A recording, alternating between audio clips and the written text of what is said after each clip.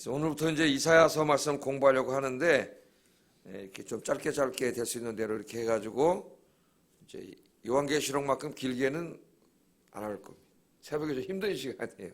그래서 좀 짧게 하려고 하는데 오늘은 또 서론 시작하는 시간이잖아요, 그죠? 그러니까 서론이 좀 있어가지고 조금 길지 모르겠습니다만은 자 1절부터 9절까지 말씀을 읽었어요. 그래서 오늘은 이제 이 말씀을 가지고 죄와 죄의 참혹한 결과 그런 주제로 말씀을 전하겠습니다. 여러분 어떤 병이 들었는데 그 병을 빨리 치료해야 되겠죠. 의사한테 가서 병원에 가서 이제 의사한테 진단을 받고 수술을 하든지 뭐 약물 치료를 하든지 주사를 맞든지 치료를 해야지 내버려두면 어떻게 돼요? 그 병이 나를 다 장악해가지고 내가 죽죠. 요새 이제 또 이 코로나 바이러스 때문에 많은 사람들이 고통을 당하고 있는데 이것도 마찬가지죠. 우리 몸에 이 병균이 들어왔는데 제때 치유하지 못하면 병균이 우리를 장악해가지고 우리가 죽을 수도 있습니다. 근데 이제 오늘 이 본문에 나오는 병은 영적인 병이에요. 그게 바로 죄죠, 죄. 우리가 살아가면서 죄를 심각하게 생각하지 않는 경우가 너무 많습니다. 오늘날 그리스도인들이 그래요. 물론 믿지 않는 사람들은 말할 것도 없고 죄를 가볍게 여기는데 그 죄를 내버려 두면은 이 죄는 영적인 암세포와 같아요. 내버려 두면은 이 세포가 다 퍼져가지고 우리가 죽습니다. 육신의 죽음, 암세포 내버려 육신이 죽죠. 영적인 암세포를 내버려 두면은 우리 영이 죽어요. 더 무서운 거예요. 오늘은 이 문제를 좀 다루려고 하는데 첫 시간이기 때문에 조금 본문을 보면서 서론을 하겠어요. 자, 이사야는 어느 시대에 예언하던 그런 선지자인가 하면 1절에 그 배경이 나와 있습니다. 역사적 배경이. 한번 읽어보겠습니다. 시작.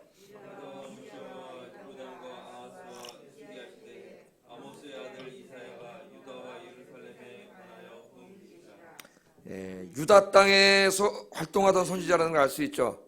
유다 땅, 북이스라엘 땅이 아니라 남쪽 유다 땅. 어느 왕 때요? 우시야, 요담, 아하스, 히스기야 시대에 아모스의 아들 이사야가 유다와 예루살렘에 관하여 본 계시다. 그렇게 말씀을 하고 있어요. 그래서 제가 이렇게 도표를 하나 드렸죠.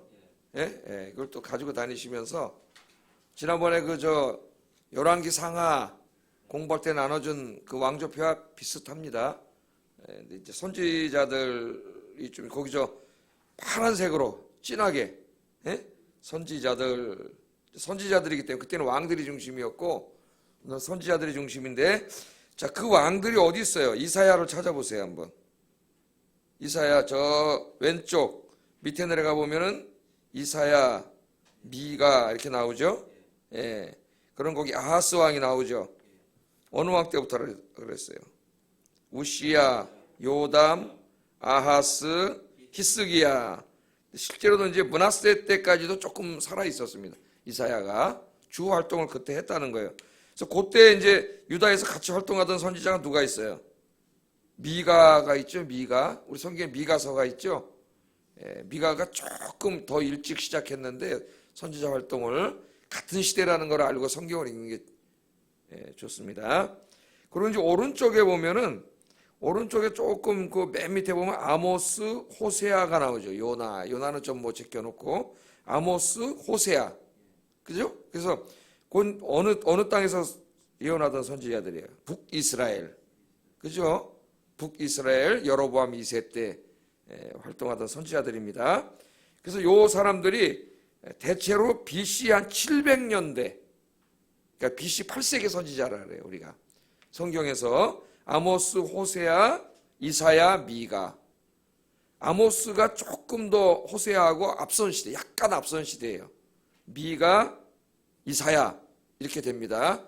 다 언제예요? BC 8세기에 활동하던 선지자들이다. 이사야와 미가는 유다 땅, 호세아와 아모스는 이스라엘 땅에서 활동하던 선지자다. 그 연대표를 보시면 이제 쭉 또 선지자들이 나와요. 그 밑에 한참 내려가면은 640년대에 보면 에레미야, 나훔, 스바냐 뭐 조금 선지자들이 또 나오죠. 그 선지자들이 나오는 이 사람들은 BC 7세기에 활동하던 선지자들이다. 그러니까 남유다가 바벨론에게 멸망할 때 그때 활동하던 선지자들이에요. 그 사람들은 그때가 이제 BC 7세기 초 때고, 이 이사야, 미가, 호세아, 아모스 이런 사람들, 그리고 오늘 우리가 공부할 이 이사야 선지자는 그보다는 훨씬 한 150년 정도 앞선, 100년 이상 앞선 그런 시대에 활동하던 선지자다. 이제 한번 참조하시면서 이거는 한눈에 보이니까 성경책에다 어떻게 이렇게 접어가지고 넣어놓으시면서 꼭 가지고 다니세요. 또 필요할 때 한번 보게. 이제 유다 왕 우시야, 요담, 아하스, 히스기야.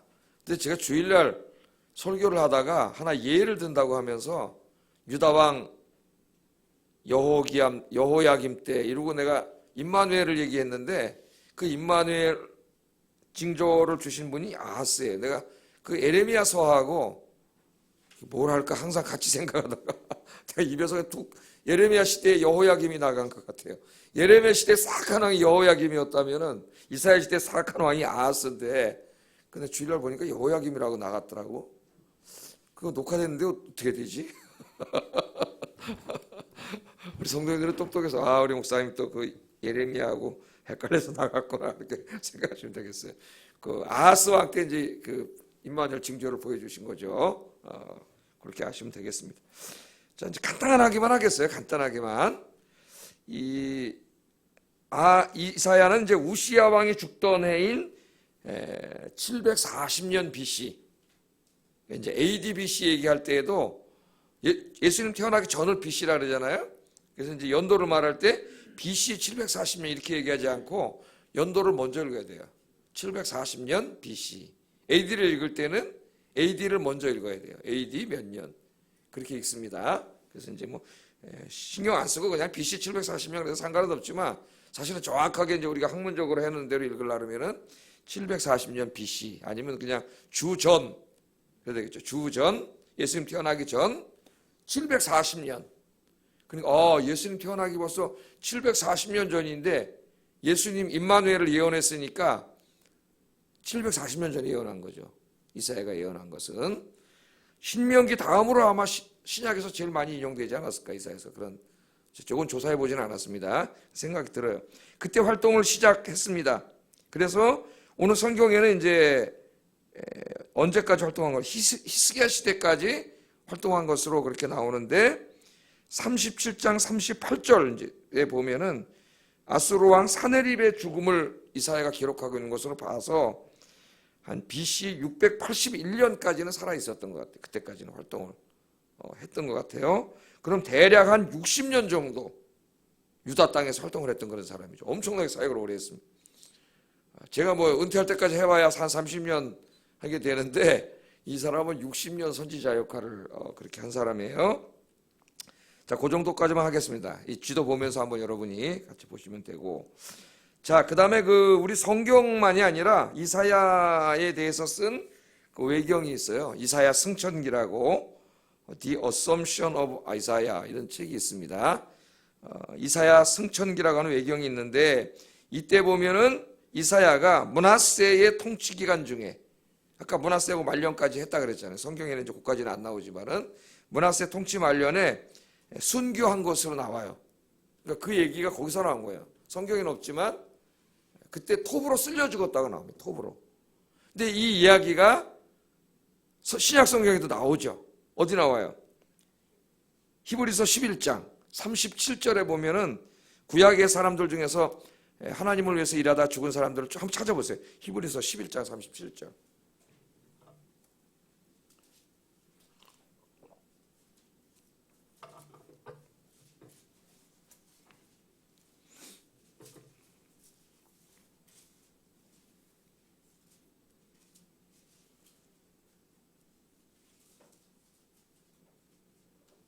거기 한번 읽어보겠습니다. 시작.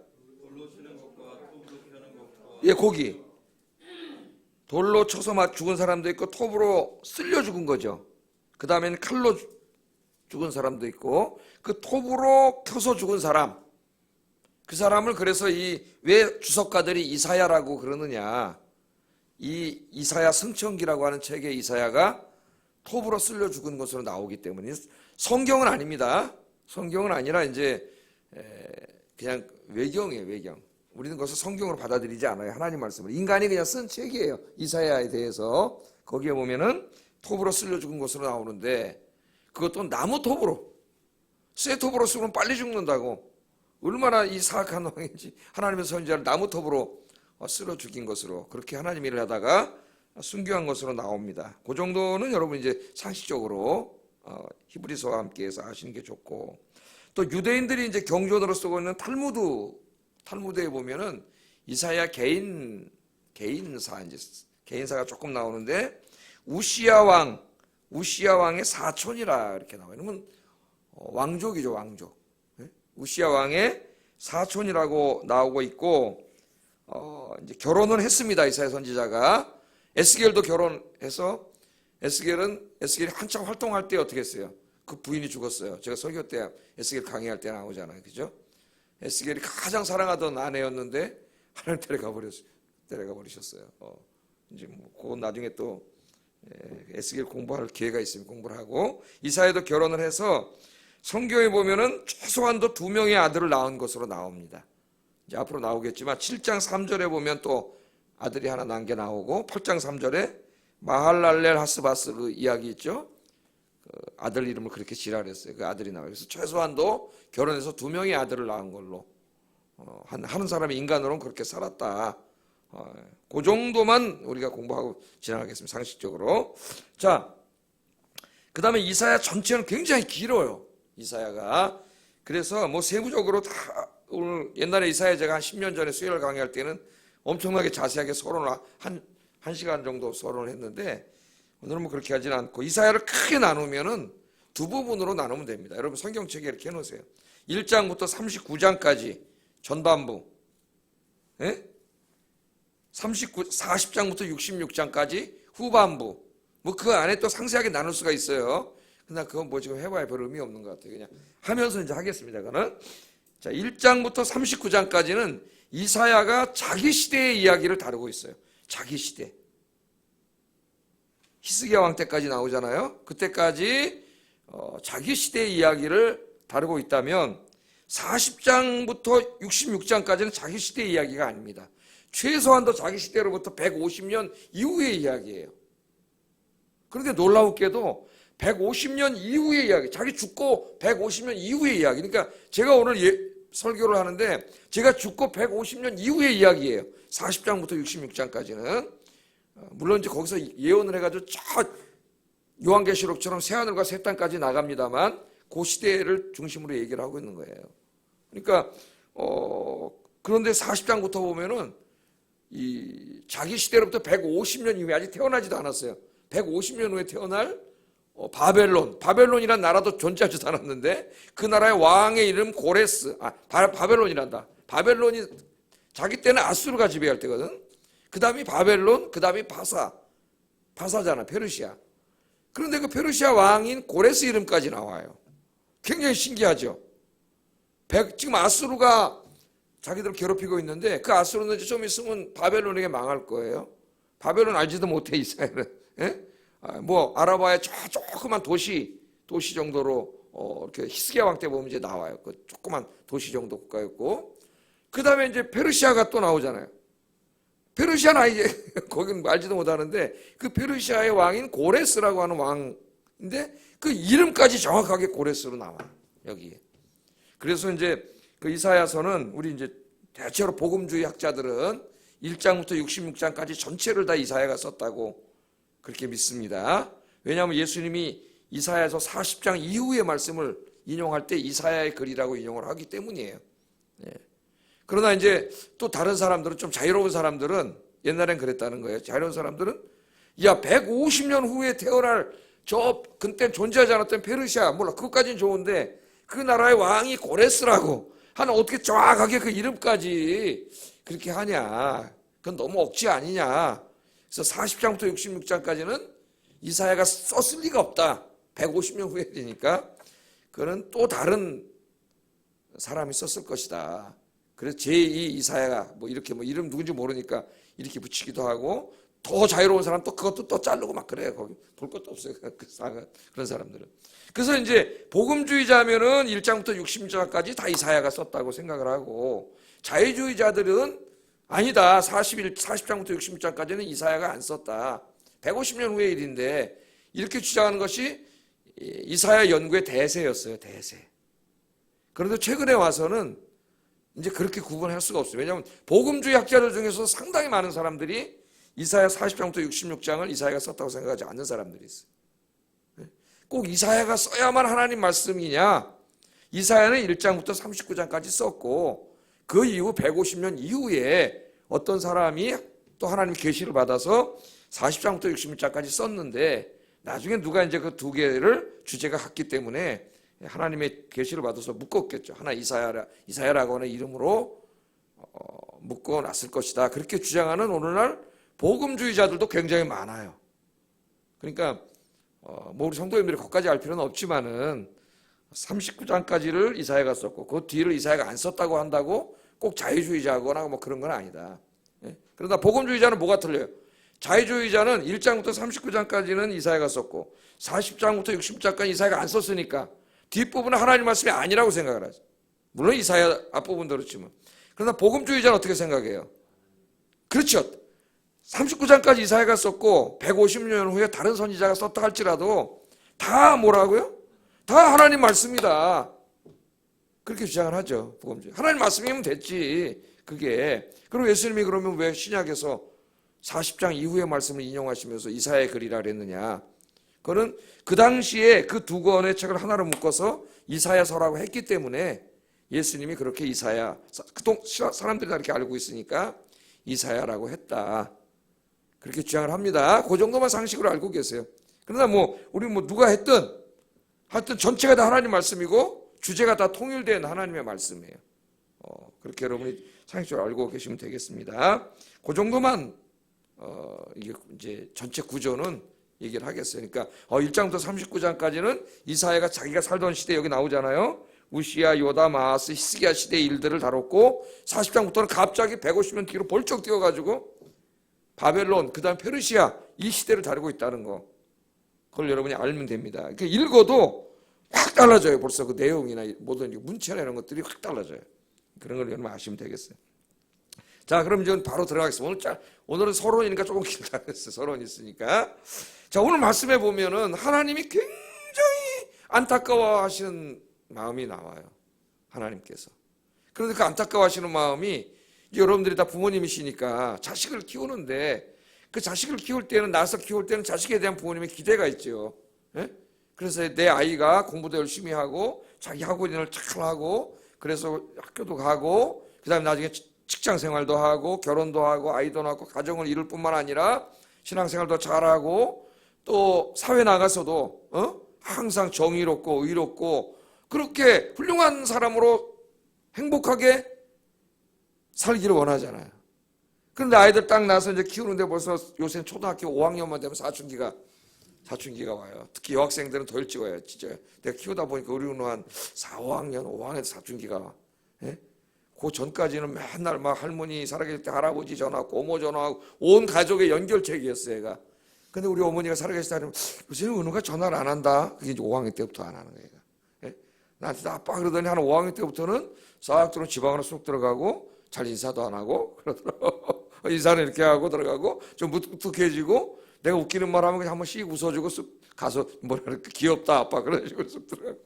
아, 여기 사춘기예요. 사춘기. 예? 사춘기가 이제 와서 중학교 때까지 해요. 딸 키우는 사람 잘. 중학교 때까지 사춘기. 고등학교 1학년 들어가니까 언제 그랬냐는 듯이 어른이 되더라고요. 그때까지만 아이돌 좋아하고 아이돌 누구냐면 동방신기가 있었어요. 옛날에. 동방신기 사진이 막 봐야 보니까 맨 동방신기 사진이야. 야, 너 왜 이렇게 얘네들 사진을 갖고 있냐? 동방신기가 너 왜서 십자가를 지셨냐? 고등학교 1학년 가니까 뭐 하나도 없어졌더라고. 이게 아이돌 막 있는 애들이 대부분 중학생들이에요. 중학생들 그 해서 먹고 사는 사람들이에요. 보니까 조금 더 가면 고등학생까지. 근데 그때까지는 심각해요. 그래서 우리나라에서 제일 무서운 사람들이 여중생이에요. 여중생을 조심해야 돼. 무서워요, 애들이. 깡패도 많고 남자 중학생보다 여자 중학생이 더 무서워요.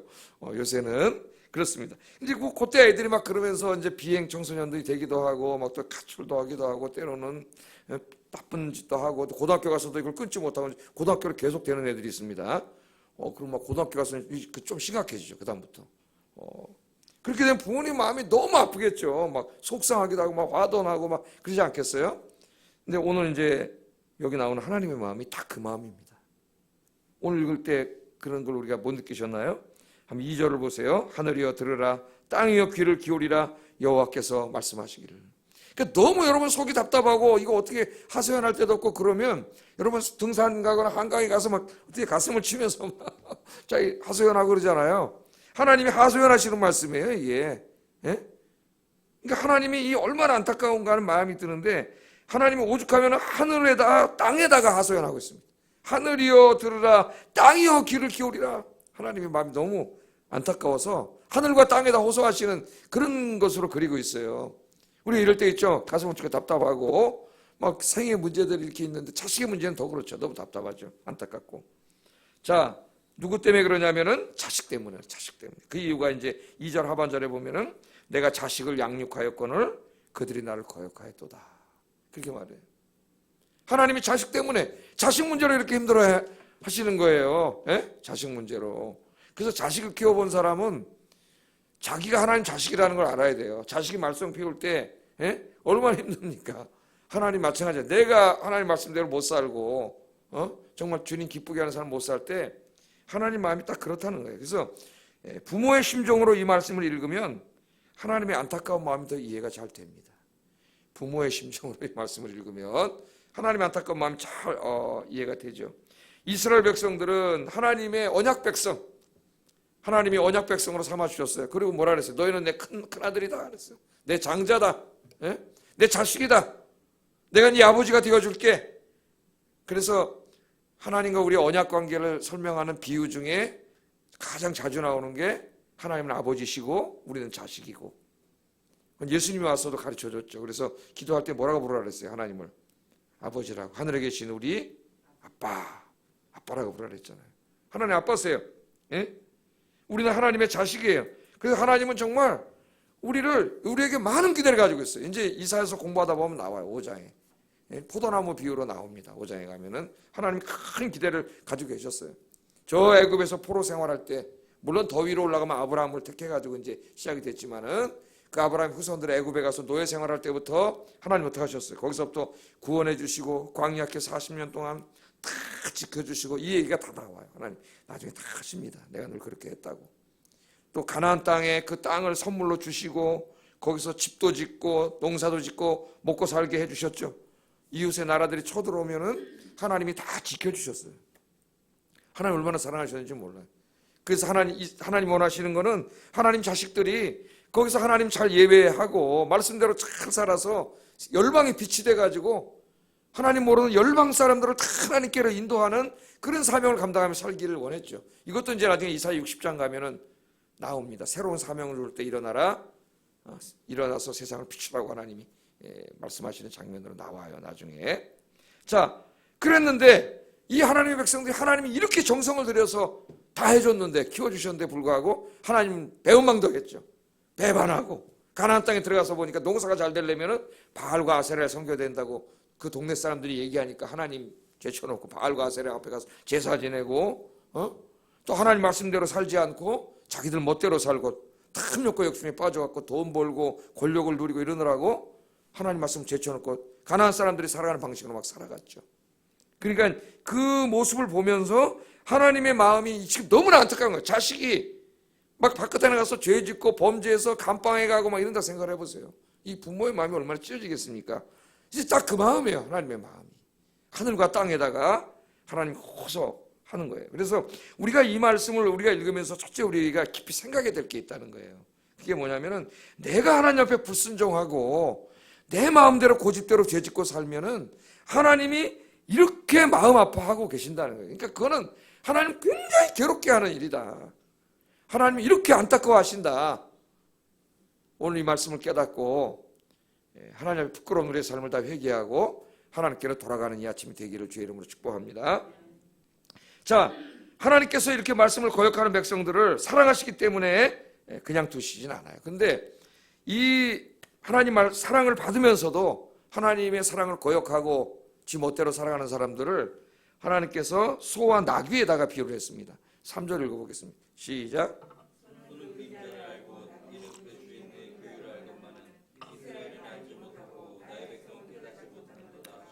아멘. 야, 하나님 너무 답답하니까 야, 소를 보라네. 소. 에? 소도 뭘 알아요? 그 미물에 불과하지만은 자기 임자는 안다는 거예요. 소가 임자를 알잖아요. 가족 같더라고요. 꼭 이렇게 소 키우는 분들 보는데 자식이에요. 자기 자식. 에? 밥 주고 그러면 소가 정말 그 감사해가지고 충성을 다하잖아요. 평생 밭 깔고 다 해서 소는 항상 희생의 상징이잖아요. 나중에는 자기 몸까지 다 고기로 다 죽어요. 소도 미물이지만 자기 주인은 안다는 거예요. 옆 사람이 아무리 와서 뭐 맛있는 거 사준다고 유혹을 해도 자기 주인 떠나지는 않아요, 소가. 그런데 이스라엘 백성들은 인간인데 하나님의 형상으로 지음받은 사람인데도 불구하고 돈 좀 더 벌겠다고 홀라당 다른 주인이 사탄에게 가버린 거죠. 바알과 아세라에게 가버린 거예요. 또 한 나귀도 주인의 구유는 알아. 자기에게 밥 주는 주인을 안다는 게 나귀도 한낱 미물이지만 자기 주인을 배신하지는 않아요. 예? 자기 주인에게 충성을 다하고. 요새 개들을 키우는데 개들이 어때요? 자기 주인에게 자식은 말썽을 피워도, 물론 개들도 좀 말썽 피우는 놈도 있더라고 보니까. 근데 그건 교육을 잘못 시켜서 그런데 요새 텔레비전 보니까 제가 즐겨보는 프로 중에 개는 훌륭하다. 가끔 봐요, 개. 근데 개 훈련사를 통해서 내가 하는 걸 생각해봐요. 개를 잘 키웠으면 개가 주인의 말에 잘 순종해서 행복하게 같이 사는데 주인이 애정을 너무 많이 준 거예요. 잘못했는데도 애정을 주는 거예요.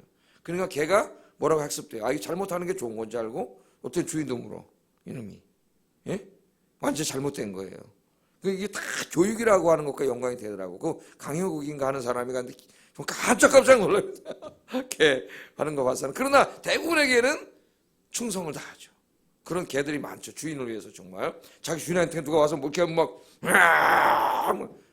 개는 배신하지 않아요. 사람들이 그래요. 개 키우는 사람들이. 자식은 말썽 피워도요. 개는 말썽 안 피웁니다. 예? 자식은 배반해도 부모를, 개는 배반 안 한다는 거예요. 개는 가까이 오면 꼬리 쳐주고 막 달라서 말고 햇바닥으로 말고 막. 예? 그러니까 그 재미로 키우잖아요. 이 개를. 짐승도 자기에게 밥 먹여주고 이렇게 사랑을 베풀어주면은 절대 배반 안 한다는 거죠, 하나님이. 이 한낱 미물도 그러는데 어떻게 너희 하나님의 형상으로 지음받은 너희들이, 그 이성과 지성을 갖춘 너희들이 이렇게 하나님의 큰 사랑을 받으면서도 하나님을 떠나서 세상을 사랑하고 하나님보다 돈도 사랑하고, 직분을 말하면 그런 거죠. 세상의 쾌락과 환락을 더 사랑하고 탐욕과 욕심에 사로잡혀서 말씀대로 안 살고 네 멋대로 사냐.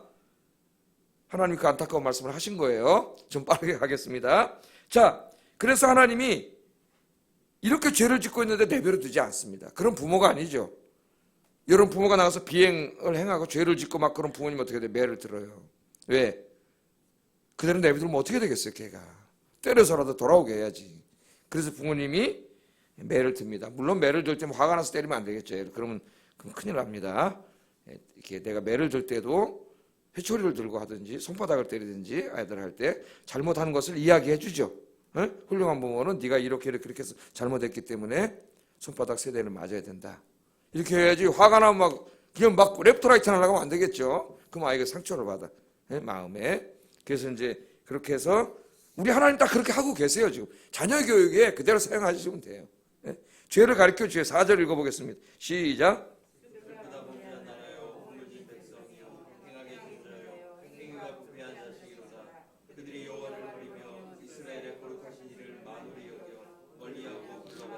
예, 죄를 가르쳐줘. 네가 무슨 죄를 졌느냐? 크게 나누면은 우상숭배와 하나님 말씀대로 살지 않고 세상의 방식으로 산 거예요. 도덕적으로 죄를 진 거예요. 두 가지를. 그 죄들에 대해서는 앞으로 이제 공부 계속 해나가겠습니다. 하나님 자세하게 다 이야기를 하세요. 이런 죄를 진 거죠. 무엇을 잘못했는가를 아이에게 가르쳐 줘야 돼요.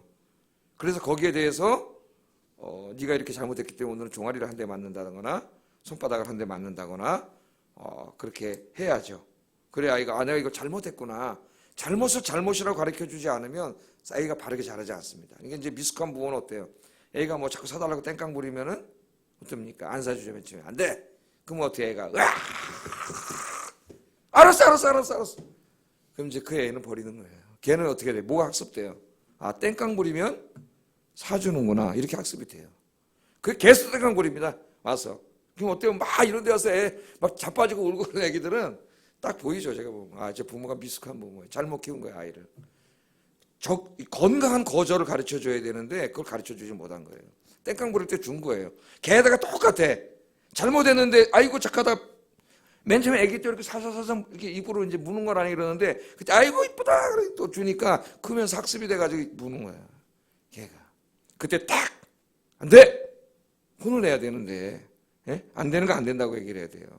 거절을 해야 돼. 그 애가 이제 그러면서 거절을 배워요. 아 이게 안 되는구나. 그래 안 되는 건 안 되는구나 해야지 탁탁탁탁 이게 교육이 잘 돼 가는 거죠. 우리 하나님이 그렇게 딱 하세요. 가르쳐 줬어요. 근데도 이스라엘 돌아오질 않아. 돌아오죠. 그 하나님이 안 돌아오면 어떻게 해요? 부모님이 혼내죠. 맨 처음에 말로 혼내다가 안 되면 이제 종아리 한 대 때리고 손바닥을 이렇게 때리잖아요. 그 내용이 5절 6절이에요. 5절 6절 한번 읽어보겠습니다. 시작. 온 마음은 피곤하였으며 발바닥에서 머리까지 성한 곳이 없이 성한 곳과 터진 곳과 새로 맞은 흔적뿐이거늘 그들을 짜며 싸매며 기름으로 부드럽게 바르지 못합니다. 그러니까 하나님이 어떻게 해요? 사랑하는 자식이기 때문에 매를 드는 거지. 돌아오라고. 부모가 채찍을 들지 않으면 자식이 방종해진다고 잠언서에 나오죠. 그래서 우리 교육론까지 하면 너무 시간이 많이 안 하겠습니다. 그래서 이제 하나님께서 돌아오라고 매를 대신 거예요. 그때 때리는 방법은 여러 가지가 있는 거죠. 그 주로 이제 하나님이 매로 사용하신 것이 아수르죠. 아수르라고 하는 나라 이방 나라를 들어서 때는 쳐들어오게 하고, 그죠? 그 막 집들이 불타고 전쟁이 나고 막 이런 거예요. 때로는 막 어떨 때는 전염병이 돌기도 하고, 어떨 때는 막 기근이 들기도 하고, 개인적으로 막 하던 일이 잘 안 되게 하기도 하고, 우리에게도 다 적용되는 겁니다. 내가 자꾸 하나님으로부터 곁길로 나가면 하나님이 그 길을 막으세요. 그걸로 가면 망하는데, 그때 하나님이 사용하시는 게 매를 드시는 거죠. 매는 아파요, 안 아파요? 매 아픕니다. 제가 그 개를 이렇게 하는 걸 보면서 저는 마음이 약해가지고 훌륭한 부모가 못된 것 같아요. 예? 정말 끝까지 해야 되는데 그렇게 하지 못해. 마음이 약하니까 다 그래. 혼내고 또 금방 그래. 그렇게 하잖아요. 하나님은 매를 들 때는 무섭더라고요. 어떨 때는 완전히 땅 끝에까지 쳐박아요, 하나님. 예? 그래야 그 사람이 변화될 때는 정말 무서워요, 하나님께서. 다 매를 들. 근데 그래도 안 돌아와. 이 사람들이 깨닫지는 못해. 제일 불쌍한 사람은 매를 맞으면서도 깨닫지 못하는 사람이에요. 그래서 어떻게 됐어요? 발끝에서 머리끝까지 몽이 들었다 그랬어요. 발끝부터 머리까지 하나님이 조금씩 깨닫게 해주시는데 못 깨닫는 거예요. 지혜로운 자는 어때요? 깨달아요. 그 결과가 7, 8절이에요. 읽어보겠습니다. 시작.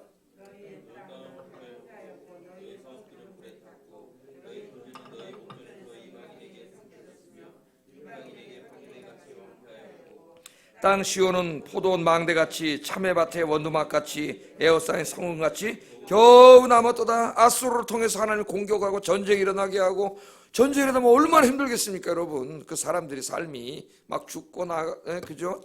그다음에 전염병이 일어나고 막 너무나 힘들겠죠. 하나님이 그렇게 했어요. 진작 깨달았으면, 하나님이 손바닥 한 대 때렸을 때 깨달았으면은, 하나님께로 돌아왔으면 하나님의 복을 받고 행복하게 살았을 텐데, 손바닥 맞고 별거 아니네? 2대 맞고 별거 아니네? 종아리 아이 별거 아니네? 이렇게 해서 계속 절을 했는데 발바닥부터 머리 끝까지라 그랬어요, 하나님이. 그렇게 하나님이 사랑의 매를 대셨는데도 돌아오지 못해요. 여러분 아셔야 됩니다. 하나님은 사랑하는 자를 징계하시고 채찍을 드신다 그랬어요. 히브리서 12장 6절 8절에 보면 주께서 그 사랑하는 자를 징계하시고 그가 받아들이시는 아들마다 채찍질 하심이라 하셨으니 너희가 참으면 징계를 받기 위함이라. 징계는 다 받는 것이거늘 징계가 없으면 사생자요 친아들이 아니니라.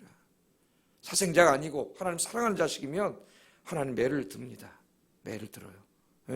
그래서 정말 이렇게 목회하다 보면 어떤 사람은 정말 미련한 사람이 있어요. 진짜 발끝부터 머리끝까지 맞아도 깨닫지 못한 사람입니다. 그래서 어떤 사람은 손바닥 한 대만 딱 맞은 것 같은데 아이고 하나님 잘못했습니다 라고 싹 돌아왔어요. 이게 지혜로운 사람이에요. 지혜로운 사람. 여러분 하나님이 깨닫게 하실 때에 돌아올 수 있는 저와 여러분 되기를 주의 이름으로 축복합니다. 그래서 이게 민감해야 돼요. 하나님 앞에. 그 참 미련한 사람이 되면 안 돼요. 민감해야 돼요. 더 좋은 건 어떻게 돼요? 매 맞기 전에 항상 하나님을 기쁘시게 하는 삶을 사는 거죠. 여러분 마음을 기쁘게 하는 자신은 어때요? 뭐라 안 그래도 부모님들의 소원이 뭐냐 그러면 공부해라 소리 안 해보는 게 소원이네. 야, 그게 아니고 가가지고 공부 좀 그만해라. 이거 한번 해보고 싶대. 공부 좀 그만해라. 건강 상한다. 근데 대부분의 어린들은 뭐라고 하고 살아야 돼? 공부해라! 살아야 돼. 뭐 저도 마찬가지고 이제 내 애들이 다 컸습니다만은 부모의 마음이죠. 근데 효과 없는 말이 그 말이라는 건 저는 너무나 잘 알고 있어요. 뭐 책도 많이 읽었고 근데도 제가 하고 있더라고 맨날. 공부해라! 부모님의 마음이 이성을 이겨 감정이. 이성이 못 이겨. 내 감정을 공부해야 되는데 안 하잖아요. 공부해라! 이놈식이야. 근데 그게 효과 없어요. 그래도 공부 절대 안 해요. 더 안 해. 알아요. 난 다 너무나 잘 알아. 이성을 학문적으로 너무 잘 알아. 이론적으로. 근데 나가더라고. 그리고 내가 이거 해봐도 소용없는데 이거 왜 했지 내가? 그래요. 근데 애들이 나중에 철을 들면 이제 자기 꿈을 자기가 스스로 하잖아요. 그럼 야, 좀 자라. 건강 상한다. 얼마나 행복하겠어요. 그래서 제일 하나님 앞에 훌륭한 자식은 누구예요? 평소에 하나님 기쁘게 하는 자식이에요. 예배 잘 드리고 새벽에 나와서 기도하고 말씀대로 살려고 몸부림치고 돈보다 세상보다 하나님 더 사랑하고 그러면 하나님 기뻐하세요. 한 구절만 찾고 기도하겠습니다. 스바냐 3장 17절 찾아보세요. 이거만 읽고 기도하겠습니다. 내일부터는 이제 서론이 없기 때문에 조금씩 짧아집니다.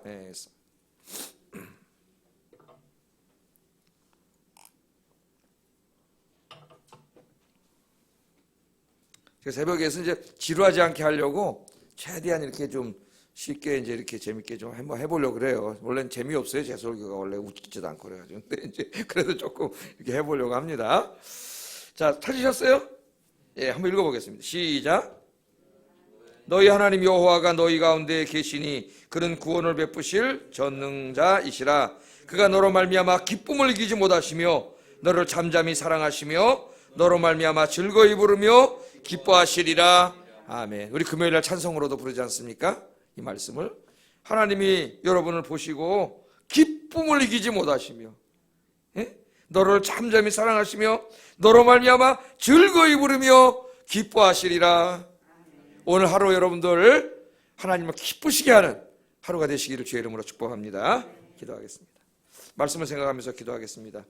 하나님이 너무나 안타까워하신 우리 아버지 하나님이 우리가 죄질 때 세상으로 나갈 때 너무 안타까워하시고 때로는 올바른 길로 돌아오도록 채찍질 하실 때도 있다는 거예요. 우리를 너무나 사랑하시는 이 하나님의 안타까운 마음을 오늘 깨닫게 해주신 거 감사합니다. 하나님을 걱정하게 하고 염려하게 하고 마음 아프게 하는 삶이 아니라 하나님을 기쁘시게 하는 삶을 살게 해주세요. 기도하겠습니다. 사랑과 은혜가 충만하신 하나님 아버지 감사합니다. 오늘 말씀을 통해서 우리를 향하신 하나님의 안타까운 마음을 오늘 배우게 하신 것 아버지